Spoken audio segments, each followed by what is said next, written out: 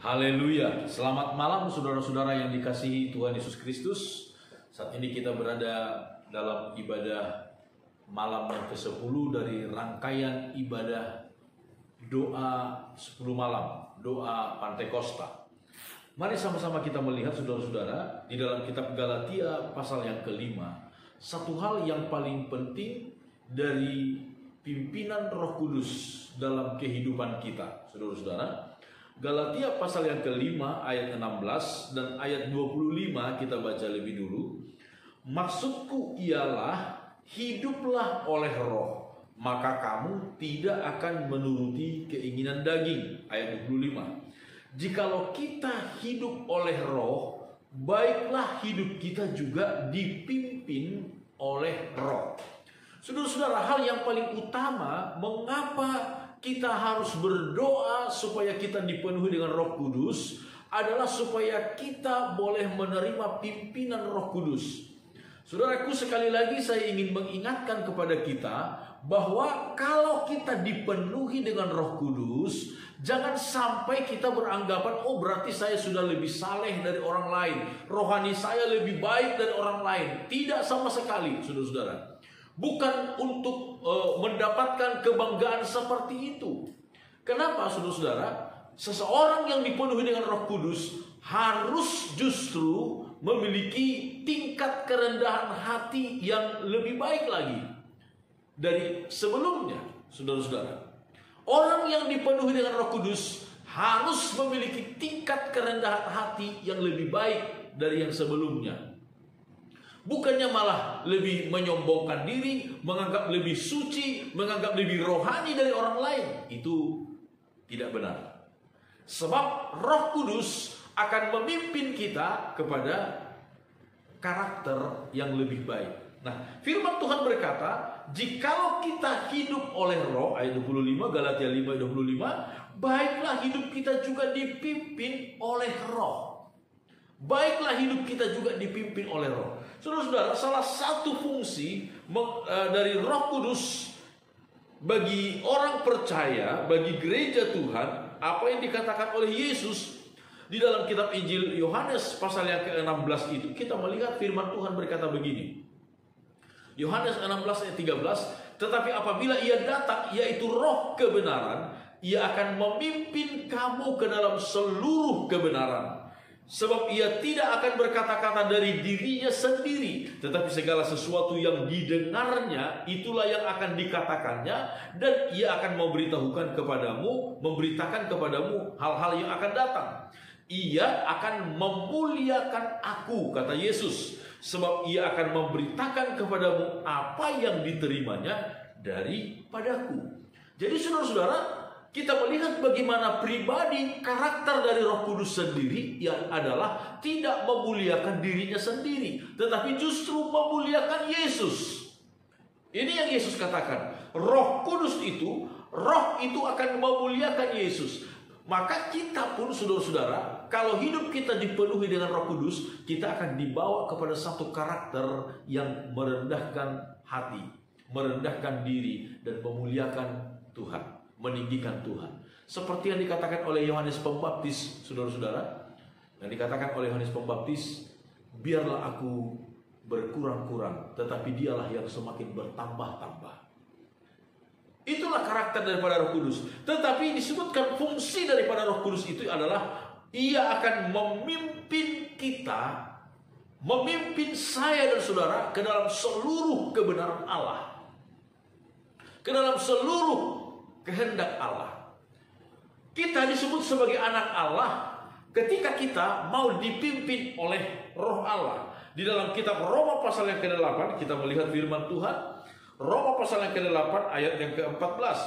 Semua orang yang dipimpin Roh Allah adalah anak Allah.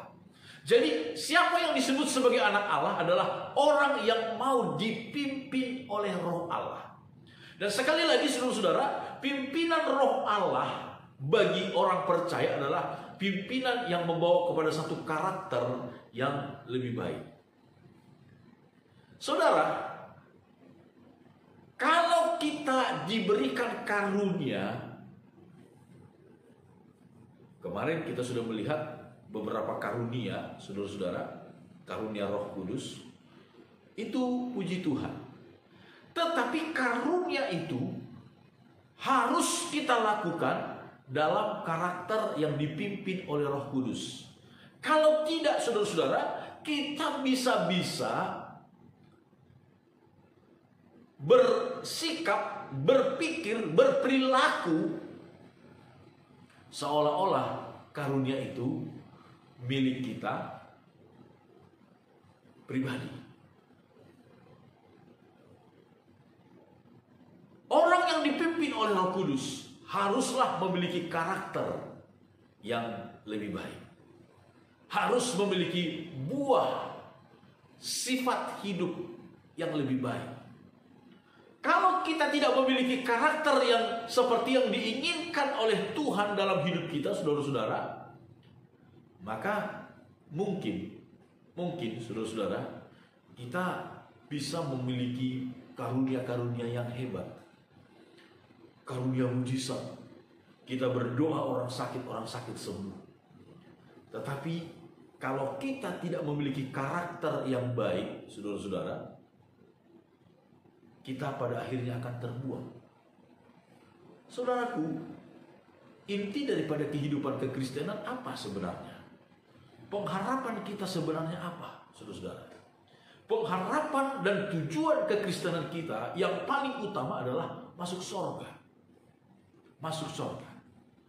Kenapa kita berdoa dan memohon kepada Tuhan supaya kita dipenuhi dengan Roh Kudus? Supaya kita masuk surga. Itu saja. Kita dapat menjalani hidup kita di dalam dunia ini, hidup yang dalam kenyataan setiap hari, tetapi juga dalam iman dan pengharapan yang jauh ke depan. Dan kita percaya, kita merasa dengan kekuatan sendiri kita tidak sanggup melaluinya. Itu sebabnya kita berdoa, Tuhan penuhi saya dengan Roh-Mu yang kudus. Sekali lagi saudara-saudara, kalau kita dipenuhi dengan Roh Kudus, jangan sampai ada perasaan di dalam hati kita bahwa kita ini sudah lebih rohani dari orang lain. Bahwa kita ini sudah lebih tinggi tingkat rohaninya dari orang lain. Jangan sampai seperti itu. Ingat, Roh Kudus akan selalu membawa kita kepada karakter yang semakin hari semakin rendah hati. Semakin hari semakin memuliakan Tuhan. Semakin hari semakin memiliki karakter Yesus. Di dalam kitab Filipi pasal yang kedua itu, saudara-saudara, selalu menganggap orang lain lebih utama, lebih penting, lebih terhormat, lebih baik dari kita. Itu karakter Roh Kudus. Kita melihat apa yang kemudian dikatakan oleh firman Tuhan Paulus di dalam kitab Galatia pasal yang kelima tadi, saudara-saudara, ketika dia menguraikan tentang hidup dipimpin oleh Roh Kudus, bagaimana buah yang keluar dari hidup kita? Apa buah yang keluar? Ayat 22. Tetapi buah roh ialah kasih, sukacita, damai sejahtera, kesabaran, kemurahan, kebaikan, kesetiaan, kelemah lembutan, penguasaan diri. Ini buah-buah, ini hal-hal yang akan muncul dalam hidup kita ketika kita memberi diri kita dipimpin oleh Roh Kudus. Ada kasih. Saudara-saudara, kalau kita membaca dalam kitab 1 Korintus pasal 13 bagaimana hebatnya kasih itu baru satu saja dari buah Roh Kudus. Sekalipun aku dapat berkata-kata dengan semua bahasa, baik bahkan dengan bahasa malaikat sekalipun, tanpa kasih tidak ada faedahnya, tidak ada gunanya. Sama seperti gong yang berkumandang, canang yang gemerincing, kata firman Tuhan. Itu baru satu. Karakter ini harus keluar dari dalam diri kita. Buah roh ialah kasih, ada sukacita, ada damai sejahtera, ada kesabaran,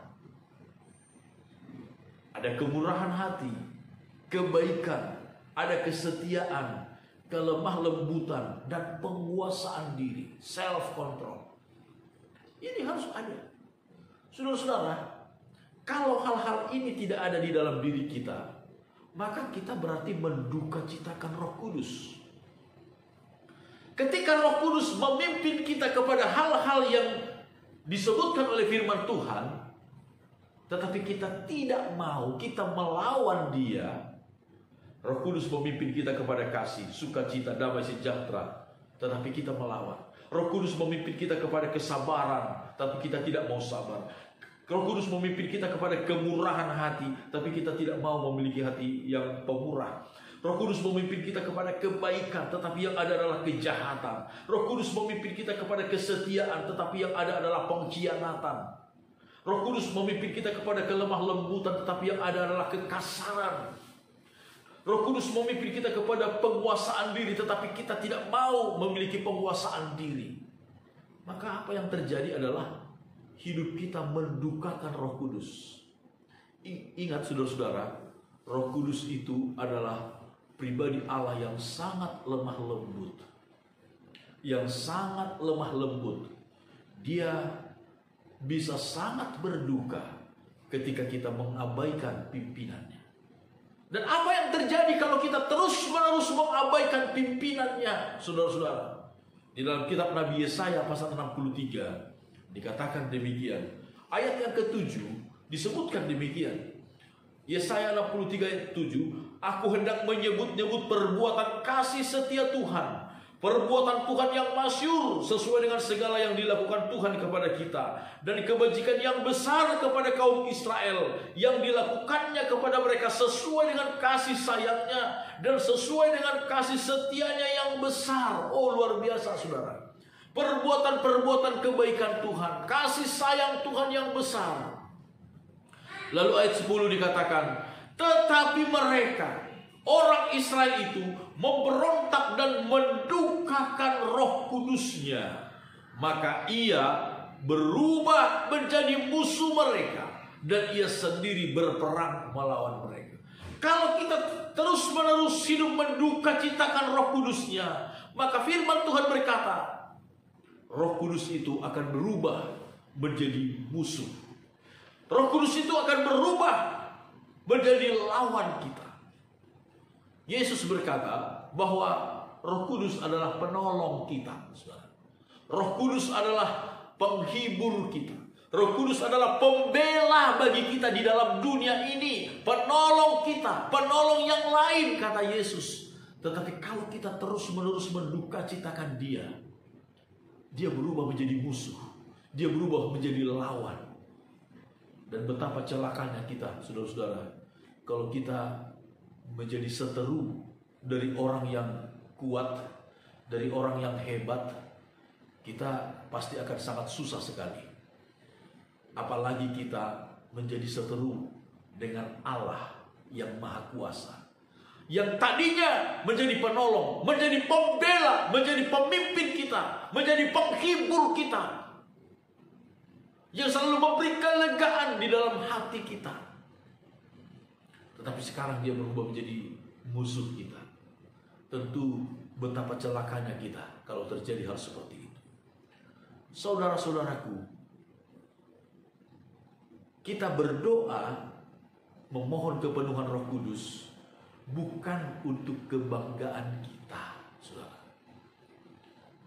tetapi supaya kita dimampukan oleh Tuhan, dipimpin oleh Tuhan, saudara-saudara, kepada kehendak-Nya. Diberi kekuatan oleh Tuhan, diberi kemampuan oleh Tuhan untuk memuliakan nama Yesus.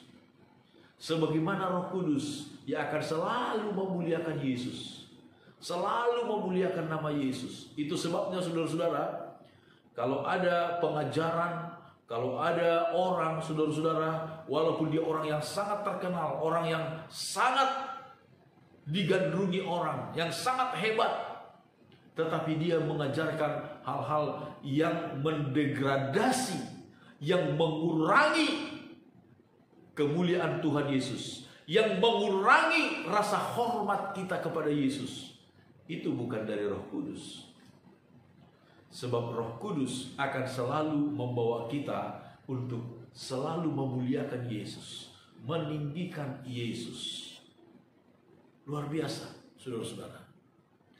Saudaraku, di malam yang ke-10 ini, saya ingin mengingatkan kita. Biarlah kita berbuah, mengeluarkan buah Roh Kudus, berdoa, memberi diri dipimpin oleh Roh Kudus, memberi diri dikuasai oleh Roh Kudus. Kita selalu berkata kepada Tuhan, ya Roh Kudus, pegang tangan saya, pegang hati saya, dan pimpin saya di jalan-Mu yang benar. Saudara-saudara, bukan menurut jalan kita, tetapi menurut jalan Tuhan. Sebab jalan kita, firman Tuhan berkata, ada jalan yang disangka orang lurus, tetapi ujungnya menuju kepada maut. Tapi biarlah Roh Kudus memimpin kita kepada segala kebenarannya. Amin. Tuhan memberkati kita semua.